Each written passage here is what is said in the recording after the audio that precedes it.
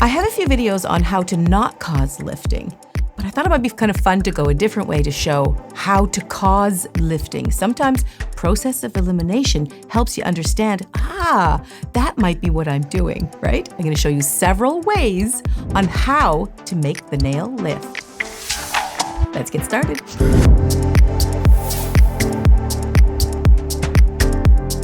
I'm Susie, and after 33 years, I have seen a lot of lifting, and I've broken down what those causes are. Number one, believe it or not, starts right from the get-go, hand soap. Hand soap. It seems innocent enough, and it starts right at the beginning of the service. Sometimes hand soap has a little bit of oils in it, lanolins, to protect the skin so it doesn't dry it out. But it can leave a little bit of a residue on that natural nail, and if you're not prepping properly or taking those steps to get rid of it, that might be an issue for lifting. So check your hand soap to see if it has any oils in it, and if it does, make sure you remove that maybe with a little bit of acetone before you begin your service. And the second one is buffing, using the wrong file. Let's talk about that.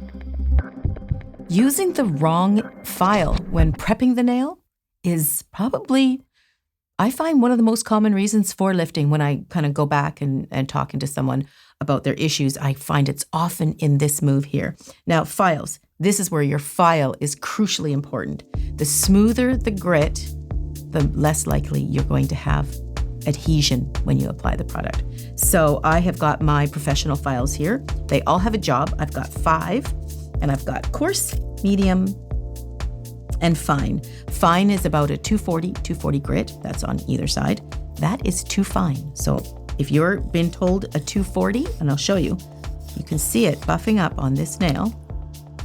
See that? I'm showing where it's buffing along there. You can see it buffing right up in here.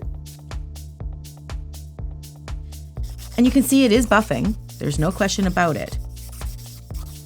But if the product is lifting, that is too fine of a file. So can you use medium? Well, let me buff it. This is about a 180. That is better. Now I will say, this is why lifting is so tough and so frustrating, because maybe the client before, you used a medium, or maybe you even used a 240 and it stuck no problem. She went 4 weeks, never had any lifting. But your next client, maybe he's got some lifting and you used the medium, maybe even the coarse, because they have different issues. So many variables with lifting, and that's why it's so frustrating. So you can use the medium, but I suggest using about 100. And this is coarser. You can even hear it. That's what I can hear, the difference. See that? And then the fine, coarse again. Okay, but you want to use it gently. You still want to buff it, but you want to use it gently. You don't need to over buff that nail. So if you're having lifting issues, it could be you're using too fine of a grit. Somebody else you might see uses it and it might be fine, but it's not going to be the same for everybody. Okay, so now let's look at number 3. And that is where you're buffing. So here's the nail that we buffed up a little bit, and you can see some of the spots it's missing. That's the shiny spots. Any shiny spot that has not been buffed has great potential to lift. The reason being is because it's like, have you ever painted a wall? You sand it a little bit. I mean, I've done it where I didn't, but you sand it a little bit, and that makes the paint adhere. This is the same situation. So you can see those shiny spots? This is also a really common problem I'll have in class. And the reason being is because we're working on a super, super tiny surface. Now this tip I have here has no skin around it, but let's just take my nail, for example. And I'm gonna take a file and I'm gonna buff. The person who's training will come along and I'll go around the classroom and take a look at everybody's doing their buffing, and they got different stages they're working at, but I'll say, okay, we're gonna prep the nail, and they will prep the nail like this. And then they'll go like this. And then it feels like we got it everywhere, but look at all the edges around there. Can you see that? See, the dull spots is where I've filed. And the shiny spots, it's where I didn't file. But when you kind of going over like this, It feels like you're getting everywhere, but you don't really notice it until you take, I don't have a duster here, but until you take your dust off, you don't really notice where you haven't gotten. And sometimes a student will think that's fine. Now, I've exaggerated a little bit. Usually they get a little bit closer, but how often does a client come back and they have a little bit of lifting around here? That's because the file didn't get that little spot. And if you did get that spot, maybe it was a more fine file that got that little spot. You needed to get it with the proper grit, and you need to get right close. That takes a bit to do, especially if you're working with a hand file. And with an e-file, you just got to learn how to work the e-file. But you want to get nice and close as you possibly can without hitting the skin. Okay, let's talk about number 4. Okay, so number 4 is prep and prime. Maybe you're not using prep and prime that's compatible, or maybe you're using them not correctly. But I will say, this may sound tough, and please don't take offense to this, but most often when you are having lifting issues, it's almost always how you're using something. It's rarely the product if you're using good quality products. And that's not to be offensive. It's just to really kind of look at yourself honestly and say, okay, how am I using this product incorrectly that might be causing the problem? Because out of all the products that I've ever used, as long as you're using them correctly, they should work for you 99% of the time. So what we want to do is make sure that you're using the prep and prime compatible with each other, because if you're having a little bit of lifting, maybe you've combined some systems and they're not meant to go together. You know, that's why they design them together, so they work together. So if you are mixing, that could be why. Sometimes we forget that we've mixed too. Or sometimes you've just forgot to put it on. I've actually done that, where I literally, maybe the client was doing something, they had their hand in the bag, or they had the kid there and they were doing something. So I thought, maybe I'll do that in a second. And I put the prime on that hand, and then I forgot to do it on that hand, because usually I do both hands together. But that has happened. And then when they come back 4 weeks later, maybe there's a little bit of lifting. Oh, right, I forgot to do that. So sometimes not using the primer, that can do it too. So application of your prep and prime is also really important. The prep is mainly alcohol. It's a dehydrator. It's not as crucial, but it is cleaning the nail. Now the primer, it is much, much more important. It is the one that's essential. If you forget to hydrator, you're probably not going to have any lifting issues. If you forget the primer, you probably will. Now, if you take 100 people and forget to put the primer on, let's say you forget to put the primer on all of them, you may only have 50% of them come back that have lifting issues. So it has a lot to do with the person's hand sometimes, whether it's going to stick or not. But as a general rule, you have to err on the side that it's probably going to lift. But when you're putting the primer on, you want to not oversaturate, but you do want to make sure that it does get up right on top of the whole entire nail. You don't want to leave a little area missing, not unlike when you're filing. If you leave a little spot, it might not adhere. If you leave a little spot when you're using prime, it might also not adhere. Are we in number 5, Cameraman? Yeah, I think, okay, let's check out number 5. Oh my gosh. We got to write this down. Number 5 is touching the nail plate. After you've prepared it, you've got everything ready, it's sterilized, it's clean, it's oil-free. Sometimes we tend to touch it. So if we're taking off dust, we might go like this. Well, we have oils in our hands, and we might be transferring that now onto the nail. Another common time we tend to add our fingers on top of it is when we're trying to apply a form.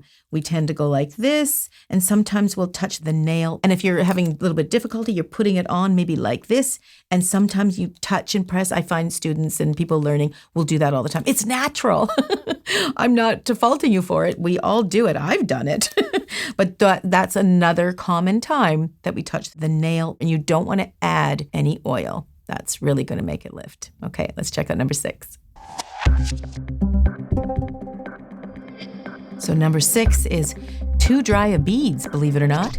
If your bead is too dry, it can just crack and it can lift. Actually, it's just not adhering. Between the monomer and the powder, it's not actually the right ratio, so it's never really grabbing on to that nail, and it can actually cause a lift. And I'll try to do a too dry a bead. It's kind of hard sometimes when you programmed yourself for years and years and years to do the right bead. So I'm just going to see if I can grab a too dry a bead. And that is just not enough monomer or too much powder when you're doing the nail. Yeah, it doesn't even want to release. Okay, so this is what a too dry a bead might look like, right? I mean, it's not really giving much at all. It's moving a little bit, but it is really not very happy at all. So you might make it look like it's okay, because you can work it. You can make it go down. You can move it around a little bit. You can shape it, but you can see it's dried up pretty quick. Almost feels like I have acetone in it, right? See that? So it looks like it'd be okay, but because it was on the dry side, it might feel good as you're doing it, but if there's lifting coming back, that could be a reason why. So if you remember seeing much powder around that nail, that might be an indication that your liquid to powder ratio is a bit off. Okay, number 7. So another common reason for lifting is too thick of an application. You're supposed to have it thick in certain spots, but not around the cuticle. And you may find that's the most common place that you do see some lifting as well.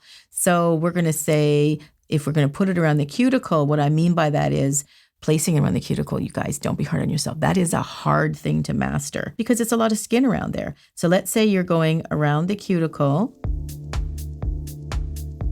flooding too. You don't want to flood. Let's say you've got the right liquid to powder ratio, but your application is just too thick. So that looked nice. It looked like it just laid in there quite nicely, right? But we're looking at it from one angle. This is the very forgiving angle. But if I turn this sideways, if you can see that in one of the cameras there, see that? That's pretty thick near the cuticle. You don't want that. I mean, if a cuticle is high, the natural cuticle, the organic skin is high, and if you meet it, it looks smooth when they leave, but when that grows out, you're going to see an edge, like a curb on the street. So you really want to make that just flow down into the cuticle so you see a clear separation. And this is clearly too thick, and that would cause that too. Before I go on to number 8, I do have to brag a little. Cameraman, I have to say, this new towel looks fabulous. Love under the work, doesn't it? Mm-hmm. It's so fresh. So my new towel I'm including in my manicure kit, which I've just released. If you're interested in a natural nail kit you can use on anyone in the family, I love it. I put so much. My heart and soul went into this, and included is that little towel. But I'm going to be using the little towel, I think, from now on, Cameraman. Well, it looks good. It does, which is a shame because I have a whole bunch of towels that I just bought. Anyway, it looks gorgeous. So number 8, after you've tried everything, you should consider it's not you. This took me a long time to figure out. I could go on and on about number 8, but I will tell you, sometimes you can do everything, all the things that we talked about here. You've mastered them, you've thrown everything at it, and sometimes a client just lifts. It sometimes isn't your fault. And I know that's tough because as nail technicians, our job is to always try to figure out how to resolve the client's problems and make that nail work. But sometimes it just doesn't. And you have to remember, we are putting chemicals on an organic surface, safe chemicals. They've all been tested and studied for years. But we want to make sure that it fits to that particular person. And sometimes, some people, it just doesn't stick on. Why? I'm not sure 100% on the answer because I'm not a doctor and I'm not a chemist, but from my experiences, sometimes the natural nail produces so much oil, the oil's coming up through the surface of the natural nail bed, and it just says, you're not sticking to me anymore. And you might see that. Case in point, a perfect example is if you polish somebody's nails and then you polish somebody else, maybe 2 sisters. I actually had this experience. 2 little sisters, same polish application within 5 minutes apart, same color even, same brand.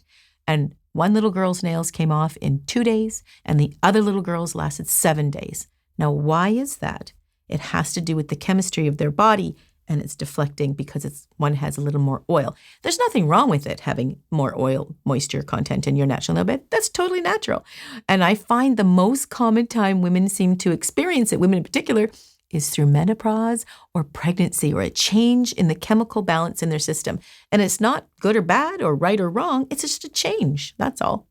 So that, like I say, I could go on for hours, but that is probably, if you've tried everything, just remember there is that organic component. that can drive you crazy. And sometimes you just have to concede and go, it might be the client. And they don't want to hear that, of course, but it might also be a relief for them to find out that maybe it's just not for them at this time. Because I've also had it where clients changed and their body chemistry changed, and they waited a couple years and they were able to wear them again. So I hope that helped you understand a little bit more on how to make your nails lift. Makes your life a little bit easier, because I know it can drive you crazy. But for a beautiful set of nails, check out these beauties.